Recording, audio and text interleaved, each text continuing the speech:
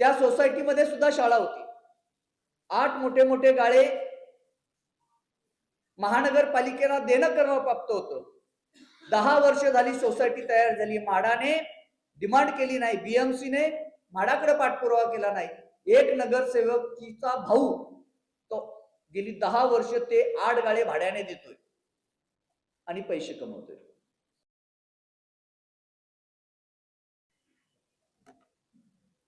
नमस्कार. दराडे सरांनी जी सुरुवात केली आहे त्याच सुरुवातीला मी थोडं पुढे घेऊन जातो. दराडे सरांच्या मागणीवरून विधिमंडळात विचारल्या गेलेल्या प्रश्नाला बीएमसीने उत्तर दिलंय की बिल्डर लवकरच बीएमसीची नवीन इमारत बांधून देणार. मी त्याच मुद्द्याला पुढे घेऊन जातो. MIG क्लब मुंबईतील अतिशय प्रतियश असा क्लब आहे. त्या क्लबला 1984 साली ज्यावेळेस ती जागा हँडओव्हर केली त्यावेळेस जो करार झाला होता त्या करारामध्ये त्यांनी सुद्धा 7 मजल्याची माध्यमिक विभागाची शाळा बांधून देणं त्या करारामध्ये नमूद होतं. आजही तो भूखंड त्या ठिकाणी रिकामा आहे आणि 1984 पासून 2020 पर्यंत त्या भूखंडाचा वापरही मला मिळालेल्या माहितीनुसार व्यावसायिक होत होता. 2020 साली ज्यावेळेस काही कार्यकर्त्यांच्या हे लक्षात आलं, मग ती मागणी ईओ, बीएमसी, एएमसी यांच्यासमोर प्रकरण गेली आणि मग महानगरपालिकेने तब्बल 36 वर्षांनी 54 कोटीचा दंड ठोठावला आणि नंतर सांगण्यात आलं की तो दंड वेव करा, माफ करा, आम्ही इमारत बांधून देतो. परंतु तो माफ न झाल्यामुळे सध्या प्रकरण मला वाटतं हायकोर्टात आहे. तो भूखंड त्या ठिकाणी अद्यापही तसाच आहे. आपण जाऊन त्याची खात्री करून घेऊ शकता. मी 3 दिवसापूर्वी तो पाहून आलेलो आहे. त्या MIG क्लबच्या बाजूलाच नवजीवन विद्यामंदिर शाळा आहे, खेटूनच आहे इथे, आणि ती सुद्धा गांधीनगर म्युनिसिपल स्कूल होती. 1994 साली तिला सुद्धा धोकादायक घोषित केलं गेलं आणि धोकादायक घोषित केल्यानंतर तिचं शिफ्टिंग MIGच्या समोर म्हाडाचे 16 रूम भाड्याने घेऊन त्या ठिकाणी ती शाळा चालू करण्यात आली आणि ती रिकामी जी शाळा केली होती धोकादायक म्हणून, ती नवजीवन विद्यामंदिर या खाजगी शाळेला देण्यात आली. तेव्हापासून आजपर्यंत ती इमारत तशीच आहे, त्या ठिकाणी शाळा भरते. आता मला वाटतं ती शाळाही बंद झालेली आहे. म्हणजे 94 ते 2025 धोकादायक ठरलेल्या इमारतीमध्ये खाजगी शाळा चालू शकते आणि मुंबई महानगरपालिकेची शाळा ही दुसऱ्या ठिकाणी भरवली गेली. ती शाळाही तिथून बंद झाली. ती बिल्डिंग आता पडली आहे. तिथली तमिळ मुलं ती दुसरीकडे कुठे शिफ्ट केली आहे आणि तिथल्या सोसायटीचा आणि म्हाडाचा अजून तिथं वाद चालू आहे. ते पण कोर्टात प्रकरण आहे. मी खारची शाळा सांगतो. एका मतदारसंघातच मी गेलो होतो सर. खार स्टेशनच्या समोर जवाहर म्युनिसिपल स्कूल होती, मराठी वस्तीमध्ये. बांद्रा सुद्धा मराठी वस्ती आहे. ती शाळा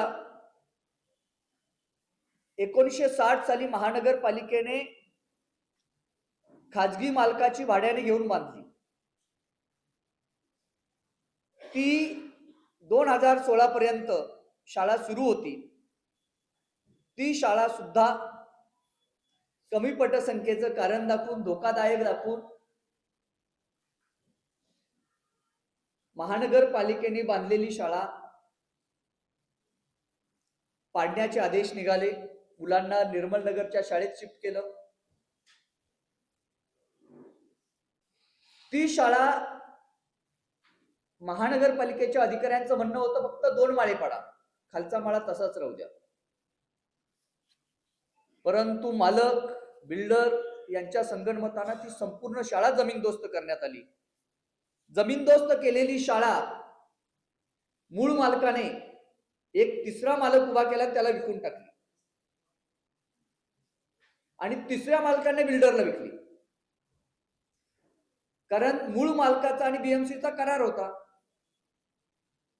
बीएमसीच्या त्यावेळेच्या ज्या एओ होत्या त्यांनी जशा पाडल्यानंतर ती एरिया सील केला होता. सांगितलं आमची जागा, आमची शाळा आहे, आम्हीच रिडेव्हलप करणार, आम्हाला कोणाला द्यायचं नाही.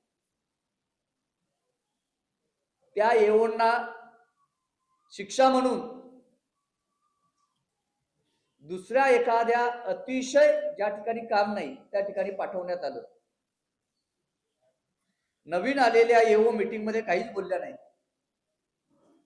आजही तुम्ही जाऊ शकता, अनुयोग शाळेच्या पाठीमागे भिंतीलाच 15 माळेचे 3 विंग्ज उभे आहेत आणि 4थी विंग आता पिलर्स त्याचे भरलेत.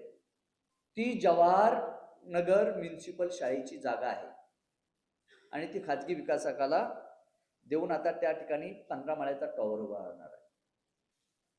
रफिक नगरच्या शाळेबद्दल तर आपण प्रसार माध्यमांमध्ये सगळ्यांनी ऐकलेलंच आहे. तिथेच खेरवाडी शाळा आहे. खार मधल्याच मी या 4 शाळा सांगतोय. खेरवाडी शाळा आहे, ती शाळा दुरुस्त केली गेली होती. 1 वर्षामध्ये परत तिचं स्ट्रक्चरल ऑडिट झालं. ती शाळा 2023 ला डिमॉलिश केली गेली. तिथली मुलं सुद्धा निर्मल नगरला विस्थापित करण्यात आली आणि आज त्या जागेवर जंगल उभं आहे. एवढी मोठी मोठी झाडं झाली आहेत. कुठलंच टेंडरिंग नाही, कुठली शाळा बांधण्याचं कारण नाही. काही दिवस अशी जागा पडली जाईल जवाहर सारखी. ती शाळा पण 7-8 वर्ष डिमॉलिश होऊन पडली होती आणि नंतर बिल्डरच्या घशात गेली.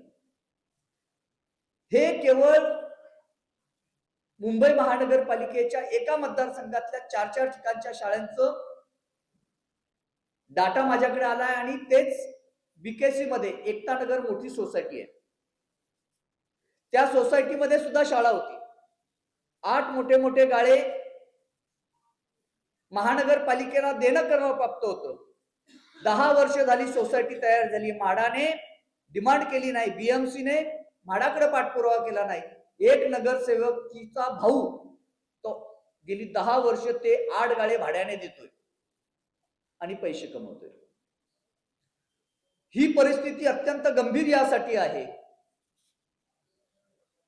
आता शासकीय जागा संपल्यात, निमशासकीय प्राधिकरणाच्या ज्या ज्या काही जागा असते, म्हणजे महानंदा गेलं, आरे गेलं, महानगरपालिकेच्या मोक्याच्या ज्या जागा आहेत त्या जागा खाजगी बिल्डरांसाठी आंदण देण्यासाठी या शाळा जाणीवपूर्वक बंद पाडल्या जात आहेत. विद्यार्थी संख्येचं कारण देऊन धोकादायक ठरवून त्या बंद पाडायच्या 10-10 वर्ष 5-5 वर्ष त्याच्यावर काहीच करायचं नाही आणि मग बिल्डरांना द्यायचं. काही शाळा 3 मजले हे शाळेसाठी आणि वरचे 21 मजले हे खाजगी बिल्डरांनी वापरायचे.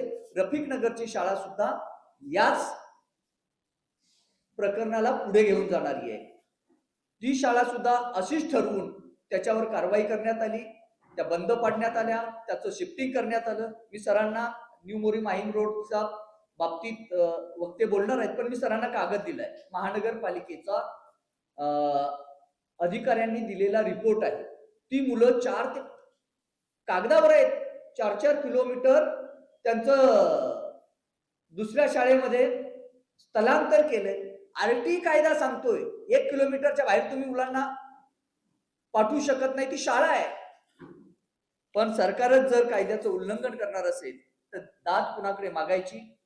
मला दिलेला वेळ आणि माझ्याकडे असणारी प्रकरणं यांचं मी ओझरतं आपल्या समोर चित्र मांडलेलं आहे. परंतु राजकारणी, प्रशासन आणि बिल्डर यांच्या अभद्र युतीमुळे हे सर्व घडत आहे. आणि आपण सर्वजण या ठिकाणी अनेक सर मराठी माध्यमांची शाळा जीवाच्या आकंठाने चालवणारे अनेक संस्था चालक या ठिकाणी या परिषदेला उपस्थित आहेत. सर, हाही मुद्दा घ्यावा लागेल. अनेक मराठी शाळा म्हणजे आमच्या टिळकनगर मध्ये जर गेलात सर बाजूला, तर आमची शाळा म्हणून मराठी शाळा होती, ती शाळा आता युनिव्हर्सल इंटरनॅशनल स्कूल झाली आहे. म्हणजे भाडेपट्ट्यावर घेतलेल्या या ज्या शाळा आहेत आणि त्यांचे मालक कोण आहेत? दराडे सरांनी आकडेवारी सांगितली की 7 लाखापैकी 99,000 मुलंच मराठी माध्यमाची शाळा घेतात. या जागा कुणाच्या आहेत? इथली मुंबई महानगरपालिका जो खर्च करते तो मराठी शाळांवर किती करते? 52 शाळा मराठी माध्यमाच्या अनुदान मागतायत. 20 वर्ष त्यांना अनुदान दिलं जात नाही. तर हाही मुद्दा आपल्याला घ्यावा लागेल. मला या ठिकाणी बोलण्याची संधी दिली त्याबद्दल मी मराठी अभ्यास केंद्राचं या ठिकाणी खूप खूप आभार व्यक्त करतो.